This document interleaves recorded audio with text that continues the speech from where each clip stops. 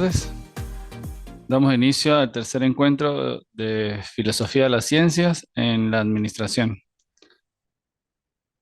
Ya hoy damos por finalizado este curso en el cual hemos hecho el recorrido partiendo desde el inicio del pensar racional en Occidente hasta llegar hoy a conocer la filosofía de las ciencias en el tiempo contemporáneo, ¿sí? ¿Cuáles son los elementos y las características indispensables para que al momento de elegir un paradigma o una manera de hacer conocimiento, de hacer ciencia, tengamos las características fundamentales y los principios por los que debemos regirnos? Primero, hay que aclarar rápidamente los tipos de conocimiento. Como ya hemos venido hablando anteriormente, existía la doxa y la episteme, ¿sí? La doxa, el conocimiento que es de la opinión, y el conocimiento de la episteme, que se establece por medio de un método con el cual se va e inicia a realizar la ciencia. Ahora, en el tiempo contemporáneo, nos damos cuenta de que hablan del conocimiento no científico, el cual es técnico, práctico, el religioso, que es dogmático, al artístico, mítico, filosófico, entre muchos otros. Estos son anteriores al conocimiento científico y también contemporáneos. Conviven entre todos, tienen sus propias características, formulación de preguntas y respuestas específicas. El conocimiento no científico de entrada es lo que nosotros hacemos desde que nacemos y empezamos a conocer el mundo sin ningún método establecido. Eh, la primera alimentación que nos dan nuestras madres por medio de sus senos, empezamos a darnos cuenta de que tenemos la capacidad para succionar esos alimentos. Y ahí no nos han enseñado cómo utilizar un cubierto, cómo establecer un orden para comer, sino solamente desde el punto de vista no científico, es algo que viene con nosotros, es algo innato, es algo que nosotros vamos conociendo, lo querramos o no lo querramos hacer. ¿Por qué? Porque necesitamos subsistir. Luego vamos creciendo y vamos aprendiendo costumbres o usos que van realizando nuestros padres dentro del entorno donde nos desenvolvemos. Luego salimos un poco más allá y nos damos cuenta que el entorno también tiene otra manera de hacer las cosas. Ese es el conocimiento no científico. Yo puedo aprender a arreglar un bombillo, una bombilla eléctrica, sin necesidad de que alguien me dé las instrucciones. Solamente la agarro, quito la que está, y pues si la quito hacia un lado, lo lógico es que la que voy a poner la debo enroscar hacia el lado contrario. Eso es algo que viene con nosotros, es algo innato, es el conocimiento, como dice ahí en la diapositiva, que es anterior al conocimiento científico. ¿Por qué? Porque no hay un método preestablecido. Ahora bien, el conocimiento científico debemos tener claro, y esto es fundamental, estas son las características que no deben faltar en ninguna investigación que nosotros vayamos a plantear desde el punto de vista científico. Primero, objeto de investigación en problemas de una parte del mundo en que vivimos. No podemos inventarnos cómo solucionar la educación en Marte si no tenemos contacto con esa realidad. Nosotros debemos solucionar problemas desde la realidad donde nos encontramos. Somos administradores, no vamos a solventar algo de una empresa de Canadá en la que no tenemos ningún contacto con esas personas, pero sí puedo solventar alguna situación de una empresa que tengo a mi alrededor. Entonces es fundamental eh, que esos problemas que nosotros vamos a seleccionar para trabajarlos estén dentro de nuestro entorno donde vivimos. Segundo, centra la atención en el objeto de estudio. Nunca debemos olvidarnos o olvidar cuál es el objeto de estudio con el cual estamos trabajando. Si decimos que la administración de X instituto universitario es carente de todos los principios y que se está realizando de una manera no acorde a como se debería realizar según los principios de la administración, en el momento en el que yo haga la investigación debo mantenerme en eso, no empezar, ay, no, también la gerencia, recursos humanos y demás, no. Debemos centrarnos en el punto de vista administrativo que hemos elegido. Debemos seguir un método. ¿Sí? Toda investigación, para que sea científica, debe estar unida, casada, enlazada con un método que nosotros vamos a elegir desde un principio. Si elijo el hermenéutico es porque quiero interpretar, pero si elijo el fenomenológico es porque quiero ver la realidad más de cerca. Y así con cada uno de los métodos que ustedes crean convenientes que puedan elegir para realizar una investigación. Luego vienen las inferencias o las conclusiones de posibilidades únicas que explican fenómenos y predicen sucesos de forma universal y necesaria, aplicables a todo caso puntual. Cuando nosotros realizamos cualquier investigación o planteamiento científico, debemos sacar conclusiones en las que nosotros, que esas conclusiones sean bastante general, es decir, que permita arropar muchos sucesos que puedan ocurrir bajo una misma perspectiva. Por lo menos, si mi objeto de estudio es la mala administración económica de una institución, las conclusiones que yo voy a sacar me van a servir para otras instituciones que estén pasando por lo mismo o por situaciones parecidas. ¿Por qué? Pues porque eso es lo que viene a ser la sociedad del conocimiento, permitirnos de una u otra manera ir compartiendo información sobre realidades diferentes. Entonces, eh, son necesarias que sean universales y en todos los casos parecidos yo pueda partir de esa investigación. Por eso es que tenemos antecedentes en nuestras investigaciones. Personas que ya hicieron inferencias generales o conclusiones generales de las que nosotros nos vamos a aprovechar para poder centrar nuestro objeto de estudio. Este conocimiento es crítico, siempre el conocimiento científico es crítico. Si nos damos cuenta, en el no científico entra la parte religiosa y la parte religiosa es dogmática, es decir, no permite la crítica. Pueden buscar noticias recientes en la parte católica, todos los obispos que están siendo separados de Estados Unidos por parte del Papa de sus funciones porque están siendo críticos a él. Es decir, es algo que no permite el método, el conocimiento no científico, mientras que el método científico permite que lo critiquemos. Es decir, la teoría como la de la relatividad, hay personas que la están discutiendo actualmente. ¿Por qué? Porque eso es lo que permite la ciencia, partiendo de un método, tratar de establecer otras ideas totalmente diferentes. No da nada por sentado y esa es la riqueza que tiene la filosofía de las ciencias, porque permite encontrar en todas las ciencias millones de perspectivas que conviven unas con otras en momentos determinados o unas que ya se quedaron atrás hace 1000 años, pero todavía las podemos estudiar para entender la evolución del pensamiento humano. ¿Por qué? Porque la parte científica siempre nos va a permitir poder ir revisando y porque esto es dinámico, es decir, lo que son las características que continúan, es dinámico y revisionista. Yo puedo cuestionar cualquier ciencia si tengo un método y unas ideas bastante claras de la ciencia. Si yo no conozco nada de astrofísica, no voy a ponerme a establecer un objeto de estudio contrario a lo que se está estudiando actualmente en la astrofísica, porque no tengo el conocimiento, tendría que conocer mucho para poder entrar. Pero en la parte administrativa, que es donde estamos, donde nos ubicamos nosotros, podemos realizar cualquier investigación. ¿Por qué? Porque tenemos esos conocimientos, esas herramientas o técnicas básicas para poder asumir la realidad. Valida el grado de verdad de los enunciados propios de cada disciplina. Y esto es lo bueno de la parte científica. ¿Por qué? Porque me permite eh, no dar por sentado lo que ya existe. Yo puedo, no sé, el método eh, de duda de Descartes, que lo trabajamos, yo lo puedo debatir y lo puedo revisar. Y si yo considero que es algo valedero en la actualidad, en nuestro mundo contemporáneo, pues fácilmente lo voy a validar. ¿Por cómo lo voy a validar? Por medio de la investigación que estoy realizando. Entonces, por eso es importante que el conocimiento científico no parte desde la idea que yo estoy trabajando, sino tenemos unos antecedentes y esos antecedentes me van a permitir, primero, centrar mi estudio y segundo, lograr validarlos de ser necesario. Existen diferentes infinidad de clasificación de la ciencia, vamos a ver tres o cuatro que son fundamentales para nosotros entender y ubicarnos en el momento en el que vayamos a trabajar en nuestros trabajos de grado, porque al final, pues, filosofía de la ciencia como epistemología persiguen como fin último que tengamos ideas suficientemente claras de lo que se va a realizar en una investigación. Según su objeto, son estudio de los entes que conforman su contenido. Los entes es las realidades que podemos observar y son de dos maneras. El estudio de entes ideales, es decir, no hace referencia a nada fuera de sí misma, como son las ciencias formales, la matemática y la lógica. ¿Sí? La lógica es el arte de pensar correcto y la matemática, pues, todo lo que compone la parte de relación con algo tan abstracto como son los números y con formulaciones que las podemos utilizar de diferentes maneras del álgebra, el cálculo y demás saberes afines a las ciencias de las matemáticas.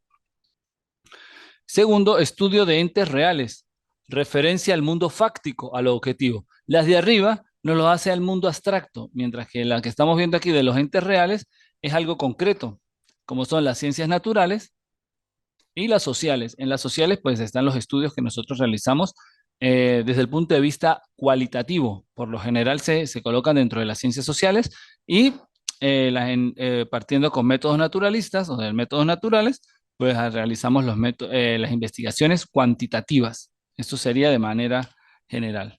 Luego tenemos la clasificación según Morris. Están los sintácticos, que es la ciencia sintáctica. Se ocupa de la pura relación entre los signos con independencia de lo que designan.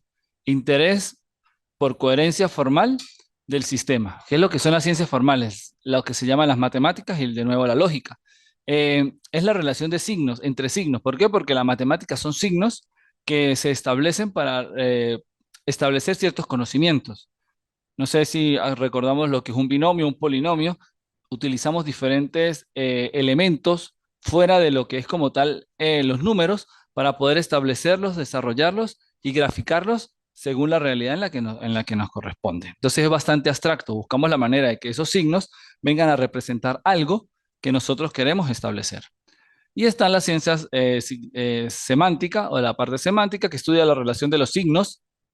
Ve, aquí ya no se da la pura relación, sino aquí que estudiamos la relación que se dan entre los signos, teniendo en cuenta aquello que designan, siempre. La cruz, ¿qué nos designa? Muerte, creencias, infinidad de cosas nos puede representar una cruz. En el caso de las personas que son voluntarias o trabajan para la Cruz Roja, va a ser, eso es lo que va a representar. Entonces tienen bastantes significados esos signos, solamente que nosotros los vamos a relacionar con lo que nos motiva en ese caso, con el objeto de estudio que nosotros estemos estableciendo. Interés por correspondencia entre la verdad de lo afirmado y la verdad del referente.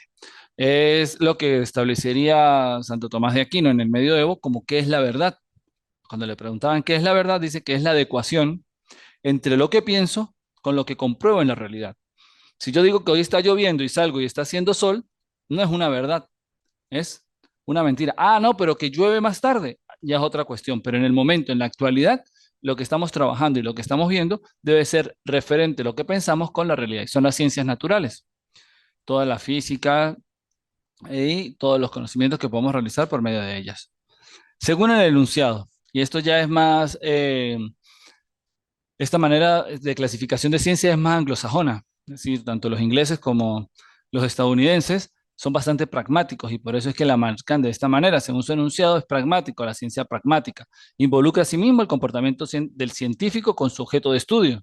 Es el contacto a la realidad que yo tengo, la posibilidad que tengo de chocar con la realidad una y otra vez. Y están caracterizados por las ciencias sociales.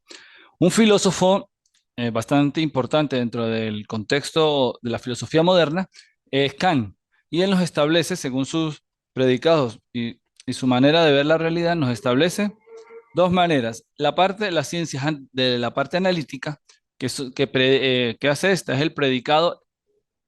El predicado está tácitamente implícito en el concepto del sujeto. Se rige por principio de identidad, es decir, una cosa es identificable en otra, que es más o menos los puros signos. Yo veo el signo, automáticamente lo relaciono. No agregan información acerca del mundo fáctico, descriptivo, descriptiva, a priori. ¿Sí? Son los conocimientos descriptivos. Todo lo que yo describo es algo que tengo conocimiento antes, y esos son como tal las ciencias formales. Y luego tenemos el sintético. El predicado no está implícito en el sujeto. Es decir, yo puedo estudiar una realidad sin yo estar incluida en ella. Yo puedo estudiar la realidad de una empresa sin yo trabajar en esa empresa. Solo necesito el acceso para entablar una cierta relación para poder conocer ese objeto que se va a estudiar. Y por eso es que muchas veces las empresas buscan auditores externos, personas que solamente van a entrar a ver sus libros, a ver cómo funciona y demás, no tiene relación directa ni con la gerencia ni con los empleados y por tanto ellos pueden realizar ese estudio porque no necesitan estar implícitamente relacionados con la investigación que se está realizando. Depende de la experiencia, es decir, es a posteriori. Yo primero experimento algo y luego lo llevo a la realidad. Y eso es lo que realizamos por lo general en las ciencias educativas, en las ciencias naturales, en las ciencias sociales, que primero vemos la realidad, la comprendemos y luego la abordamos. Por eso es que siempre decimos que buscamos describir más que cuantificar. ¿Por qué? Porque no buscamos números, sino se busca que exista el por qué, entender el por qué está ocurriendo esa realidad. Otra clasificación es según el método, puede ser deductiva o empírica. La deductiva requiere coherencia de los enunciados con el sistema admitido previamente. ¿Por qué? ¿Qué es la deducción?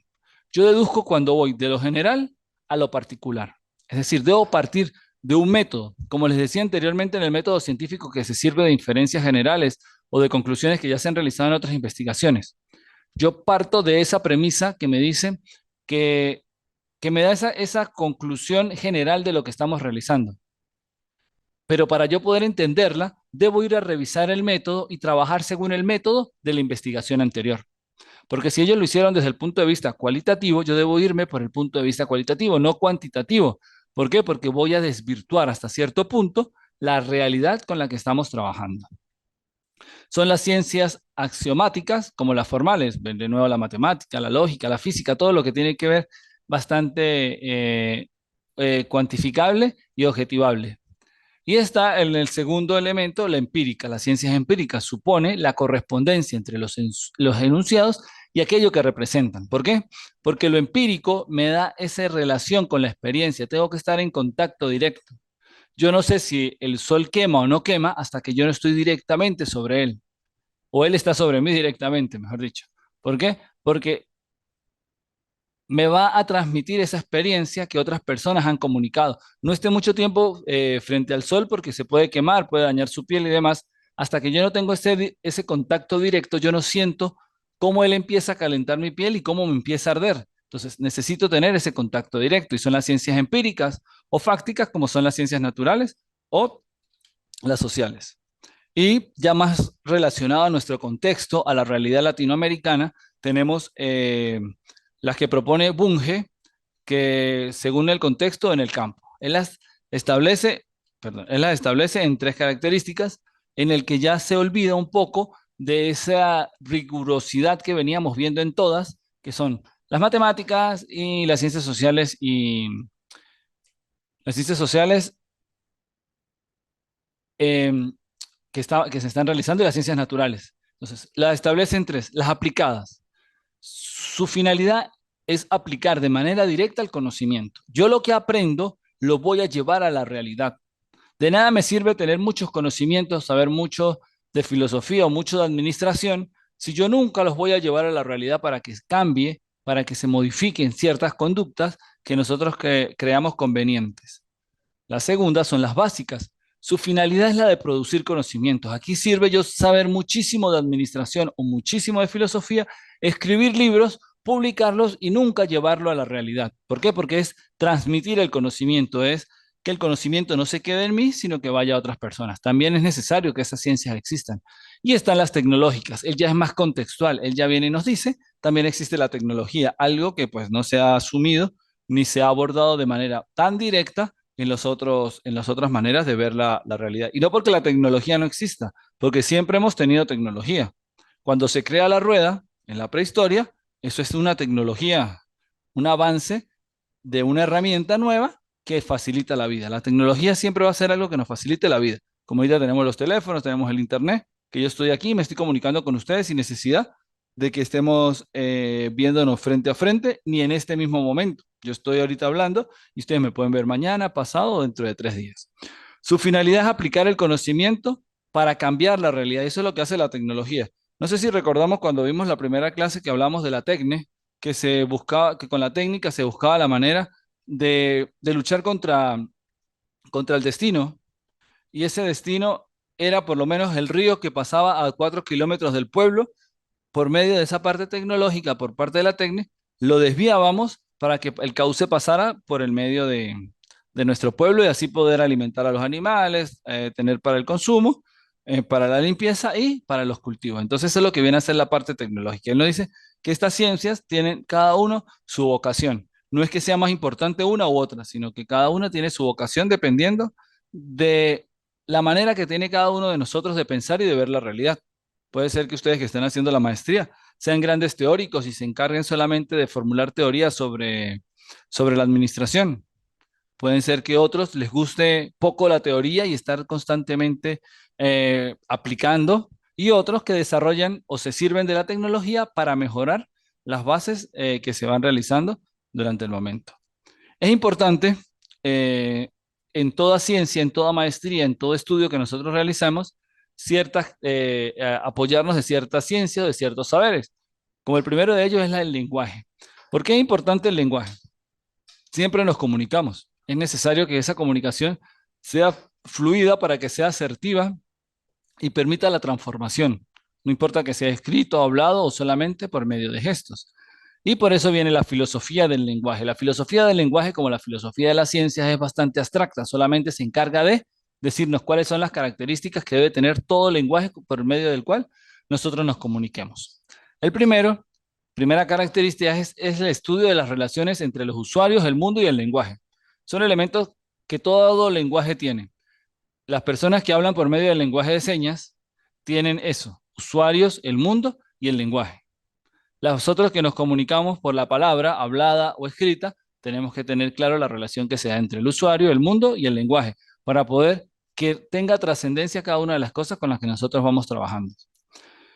El modo de comunicación básico entre las personas por medio de códigos convenidos socialmente, y eso es otra cosa que tenemos que tener clara, existen códigos, y esos códigos son los que realmente permiten que nosotros nos comuniquemos. ¿Qué código estamos utilizando nosotros en este momento?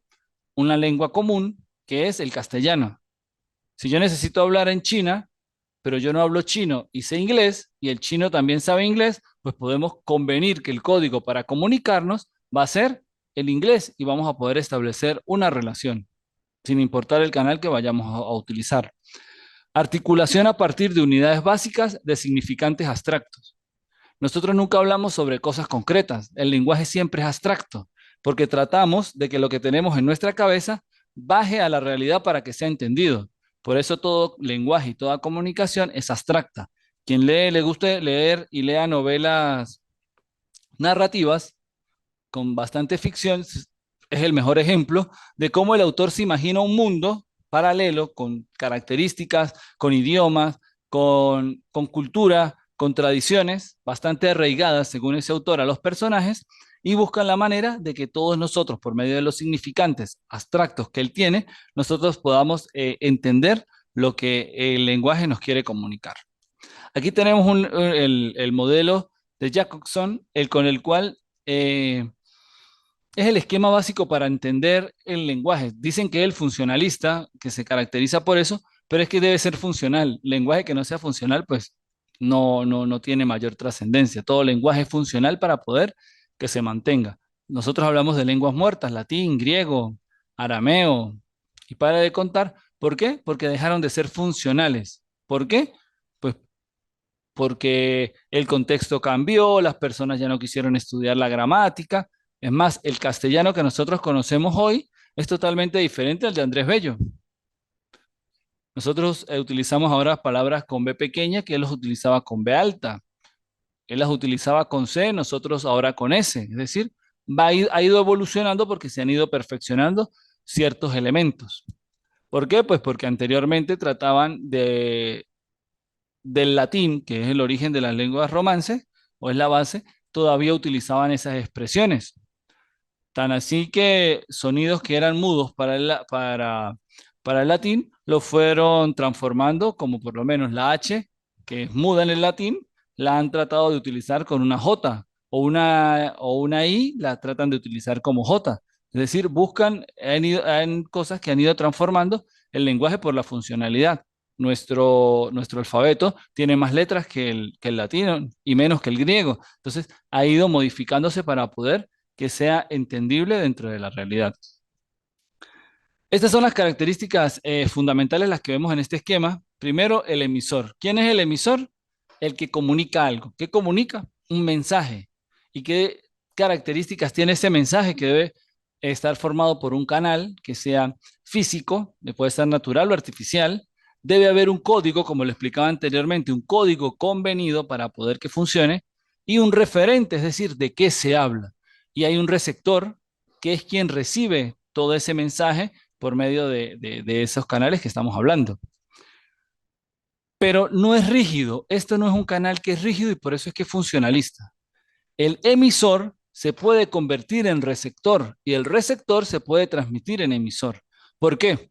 Yo estoy hablando aquí dentro de la clase, tengo 50 personas al frente y me doy cuenta de que 10 están quedando dormidos, 5 están pendientes del teléfono y 4 están mirando para el techo. Ellos me están transmitiendo un mensaje en el cual yo soy el receptor, que soy aburrido, de que esta hora no debería ser para un encuentro de clase presencial, infinidad de cosas que ellos me están transmitiendo a mí.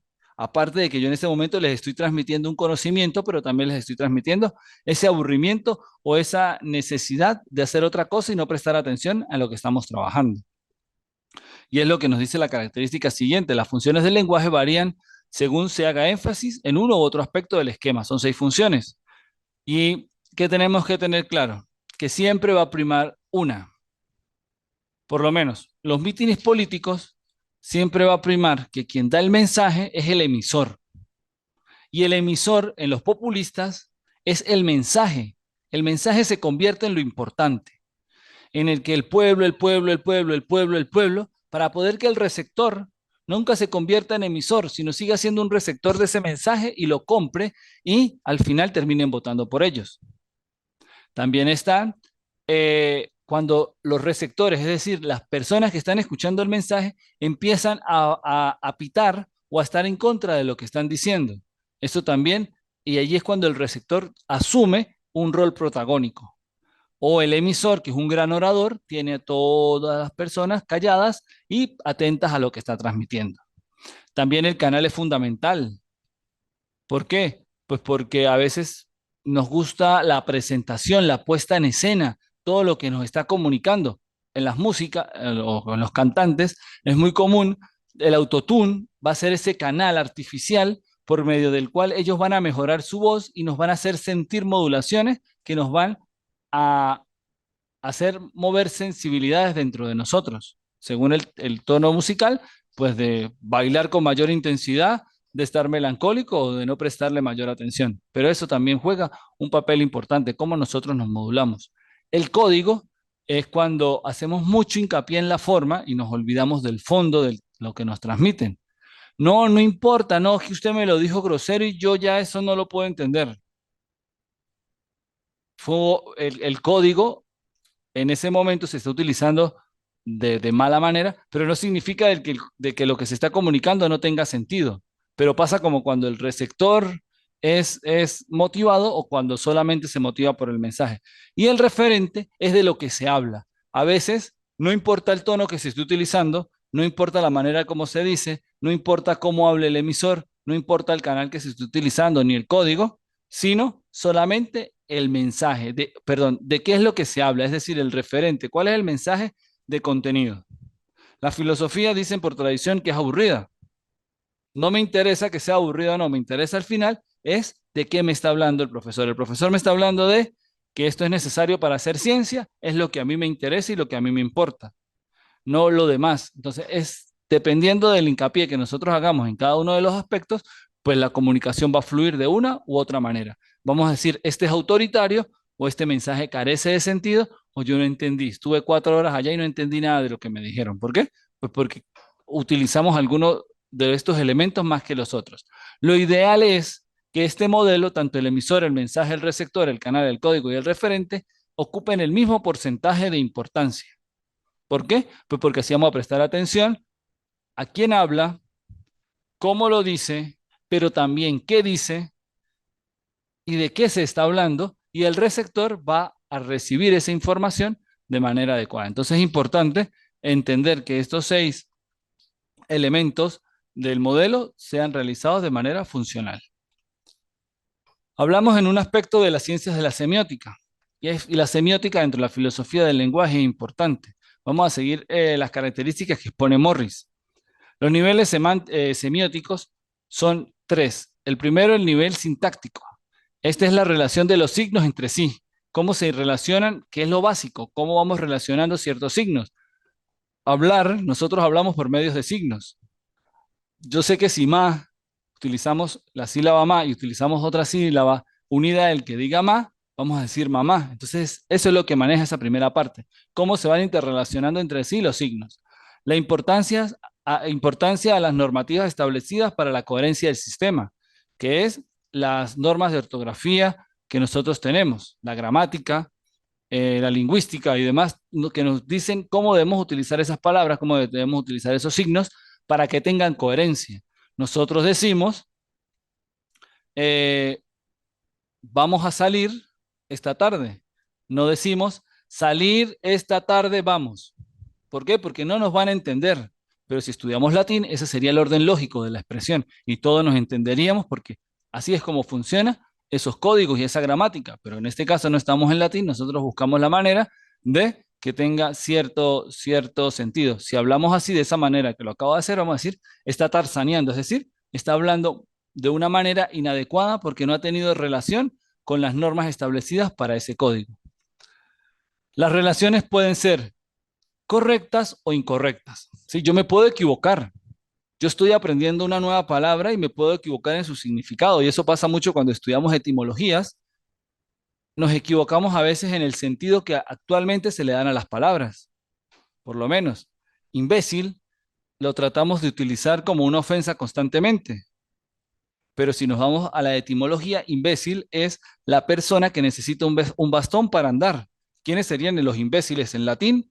El pastor de ovejas, el pastor de algún rebaño, y imbaculum es lo que significa, es decir, quien necesita un palo, un bastón, y los obispos de todas las iglesias tienen un báculo o un callado de pastor con el cual se van apoyando. Entonces, eso es lo que realmente significa. Y en ese sentido, en esa traducción, es decir, la persona que necesita algo para caminar, es decir, quien no es capaz de pensar. Quien no sea capaz de pensar no lo estamos ofendiendo, es una realidad, es una persona que no es capaz de pensar. Y si yo le digo que es un imbécil, no lo estoy ofendiendo. Si vamos a la etimología, pero ahora el sentido que nosotros le damos es de ofensa. Entonces, si yo lo utilizo dentro del lenguaje castellano, va a ser incorrecto como yo lo estoy explicando. ¿Por qué? Porque va a ser una ofensa. Pero si yo estoy dándole a ustedes una clase de latín y se lo explico, va a ser la manera correcta de entendernos. Van a decir, ah, ya entendemos, todo imbécil es el que necesita un báculo para caminar. Punto y final, no nos vamos a complicar. Mientras que si yo trato de explicar eso en ese contexto, no, me está ofendiendo y ahora se está tratando de justificar. Así con idiota y otras expresiones que el significado en castellano son bastante ofensivos, pero etimológicamente es otra cosa totalmente diferente. Los enunciados pueden ser válidos, la mesa es negra, es decir, cuando hablamos bajo la norma que nosotros hemos establecido para hablar. O inválidos cuando decimos negra la es mesa.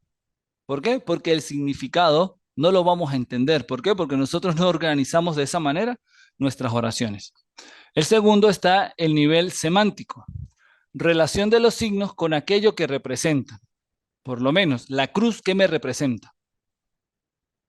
Para mí puede ser muerte, para otros puede ser salvación, para otros puede ser ayuda humanitaria, para otros puede ser algo que no puedo mirar porque me hace sentir repugnancia. Es decir, diferentes maneras de entender un signo. Trabaja sobre el sentido de las relaciones y es fundamental tener esas relaciones como tal para poder entender lo que estamos hablando. Y pues eso es lo que hace la semántica. Los enunciados pueden ser verdaderos. Y aquí hay un error de tipiaje. El agua hierve a 100 grados Celsius. Es decir, esa es la realidad. Nunca, si yo no permito que la atmósfera no me permite llegar a 100 grados Celsius, jamás va a hervir el agua. Por eso es que en los paseos que nosotros podamos hacer a las montañas, tenemos que llevar un gas especial de llama azul para poder que caliente y hierva el agua. ¿Por qué? Porque en esas alturas la atmósfera no me va a permitir llegar a 100 grados Celsius. O falsos, el agua hierve a 5 grados Celsius. No, eso es algo que es falso porque lo podemos hacer. Pongamos agua a 5 grados para que vea que la podemos tocar todavía porque es todavía inferior a nuestro calor corporal. Son las ciencias empíricas las que dictaminan la verdad o falsedad de los enunciados, que era lo que les decía anteriormente con el significado de verdad de Santo Tomás de Aquino. Lo que yo pienso, debo constatarlo en la realidad. Y eso es lo que hacen las ciencias empíricas, que lo que nosotros hablemos en filosofía, todo lo que nosotros queramos especular, luego lo podamos comprobar en la realidad. Y lo mismo hacen las ciencias. Einstein, hasta que no pudo comprobar su teoría, pues era solamente ideas sueltas que no podíamos llevar a la realidad. Y está el tercero, que es el nivel pragmático, la relación de los signos con sus usuarios, uso e interpretación. Y esto es lo importante, el nivel pragmático es lo importante. No importa que yo sepa mucho de ortografía, no importa que yo sepa mucho de gramática, mucho de redacción, de oratoria, si yo no tengo la capacidad de relacionar esos signos con los otros usuarios y le doy una interpretación que sea valedera, pues de nada me sirve tener la verdad y saber todo sobre una ciencia, porque al final no lo voy a entender. Otro elemento que debemos conocer bastante, porque va a ser fundamental para cuando queramos realizar una investigación, en el caso de ustedes, el trabajo de grado, para optar al grado de magíster que están desarrollando, que es la administración, está la epistemología. Como definición tenemos es rama de la filosofía cuyo objeto de estudio es la construcción y constatación del conocimiento científico.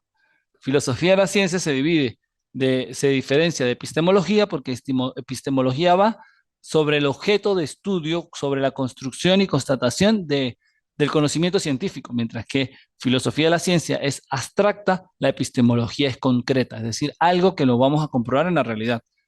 Este método lo podemos aplicar, sí o no. Mientras que la filosofía de la ciencia nos dice, los métodos deben tener estas características. No nos interesa si puede ser aplicable o no. Viene del griego episteme, ahí lo tenemos la transcripción en el griego, que significa conocimiento, y de logos teoría, tratado. Entonces, como tal, es el tratado o la teoría del conocimiento. Hay un libro bastante importante de Johannes Essen, que ya lo trabajamos en el encuentro pasado, que nos da elementos para poder entender y comprender fácilmente lo que es la teoría del conocimiento. Nace en la era moderna, en el siglo XV y siglo XVI, donde se define el sujeto moderno, individual, racional y experimental. Eso se lo vemos gracias a René Descartes y a los racionalistas. Y hay que tener claro, no lo debemos confundir con metodología. Eso es muy común que en las investigaciones la epistemología la relacionemos o la confundamos con metodología. La metodología es el procedimiento para la construcción del conocimiento científico, es decir, el camino. Métodos viene de odos. Odos es camino, es decir, el camino que voy a seguir para llegar a la investigación. Es eso. Eso es lo que significa. Método es odos, que es el camino que debo seguir para llegar hacia un fin. Y filosofía de las ciencias también se confunde con filosofía de las ciencias, y la filosofía de las ciencias es más abarcadora y más abstracta, lo que les vengo repitiendo desde el primer día de clase. Nosotros solamente nos interesan las características fundamentales de la ciencia, más nada, no las particularidades, que es lo que realizaría la epistemología. Y la nociología, que es teoría del conocimiento, entendido más como algo espiritual que podemos alcanzar, que podemos conocer y que a veces no es necesario constatar con la realidad. Otro elemento fundamental es la lógica. La lógica es la capacidad o es el arte de pensar correcto, de que hayan premisas que tengan un orden lógico, valga la redundancia. Esas premisas de orden lógico es, como decíamos anteriormente, la mesa es roja, no roja, mesa la es. ¿Por qué? Porque no tiene un sentido lógico que no me va a transmitir nada. Definición: doctrina que trata de los modos de razonamiento o argumentación que permiten alcanzar conclusiones coherentes. Cuando nosotros en una investigación tenemos conclusiones coherentes, que estamos siguiendo un orden o sin a veces conocerlo, estamos siguiendo un procedimiento lógico en el cual tengo una premisa mayor, que es el objeto de estudio, tengo una premisa menor, que es las teorías y los resultados que me va abordando la investigación, y tengo una conclusión, que es lo que realizamos al final, la gran inferencia con la cual trabajamos. Hay un ejemplo clásico de lógica para entenderlo, de la lógica aristotélica, en la que dice, Sócrates es hombre. Esa es la premisa mayor. La premisa secundaria dice, todos los hombres son mortales. Y luego viene la conclusión, luego, o ergo, que es lo que se utiliza, Sócrates es mortal. ¿Por qué? Porque las premisas me van diciendo algo que va en el orden lógico. Entonces, eso es lo que hacemos con el objeto de estudio.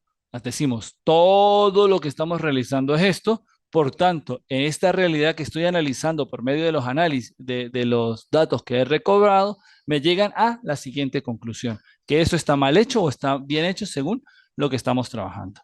Existen aquí doctrina que trata de los modelos de razonamiento, argumentación que permite alcanzar conclusiones coherentes a partir de principios de demostración e inferencia válida. La etimología es logique, que es lógica. Existen distintos tipos de lógica. La lógica proposicional es la lógica tradicional, definida ya por Aristóteles, y predominante hasta el siglo XIX. Con eso es que se había venido pensando hasta ese momento. Existen otras lógicas como la dialéctica, la de Hegel, difusa, modal, entre otras, que son las que realizamos en la actualidad. La lógica tradicional o antigua es silogística, es decir, lo que estábamos diciendo, los silogismos, lo que estaba planteando anteriormente. Cálculo bivalente de enunciados y cálculo de predicados. Necesitamos enunciados y de predicados para poder llegar a esa inferencia. Luego viene la lógica medieval, que es propuesta por la escolástica, que es la sistematización de la lógica tradicional. Ya le da un sentido mayor. Quien lee una suma medieval se da cuenta de que es muy rica en cómo utiliza las terminologías de otros autores bajo un sentido para poder llegar a demostrar de que la teología está por encima de la filosofía o que la creencia religiosa es lo que buscamos y lo que se debería alcanzar en todo conocimiento. Está la lógica modal, que es la lógica de las probabilidades, muy utilizada actualmente, incluye valores de probabilidad y graduación de la validez de la conclusión. Necesitamos corroborar, necesitamos entenderla, necesitamos comprenderla para poder llegar a eso. La lógica deontológica, que es una variación de la lógica modal, la lógica del deber ser y de las normas. La deontología viene a estudiar cómo debe ser algo. Y aquí es algo que tenemos que tener claro cuando nosotros vayamos a establecer. La deontología ya es cuando ocurre una cosa que no tiene sentido dentro de la realidad. ¿Por qué existen las normas deontológicas en el área de salud? Porque hubo ciertos médicos que no respetaron el código ético, es decir, el ser de su profesión, y ahora debemos decirles, mire, ustedes deben hacer esto.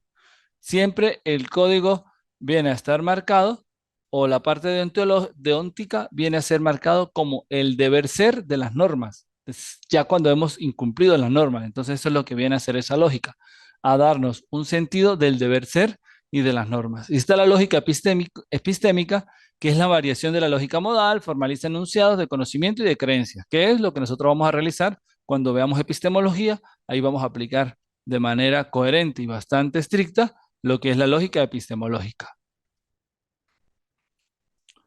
Aquí tenemos una tabla que pueden servir de las tres principales corrientes que están en la parte moderna, que son la justificación o el verificacionismo, que esto lo tenemos por medio de Bacon y Descartes, que es lo que busca justificar y comprender las observaciones de la realidad. Tenemos el confirmacionismo o probabilismo de Hempel en el Círculo de Viena, el cual busca que la verdad de la ciencia no puede ser demostrada por completo, pero igual puede tomarse y operarse sobre ella, que es algo que nosotros tenemos, y tenemos el falsacionismo o refutación, que es de Popper, y nos dice que una investigación epistemológica de este mismo autor, que es la crítica alternativa al positivismo, y ahí ya es donde vienen las ciencias que dejan el positivismo a un lado y empiezan a preocuparse por otro. No hay manera de corroborar los enunciados científicos con la realidad.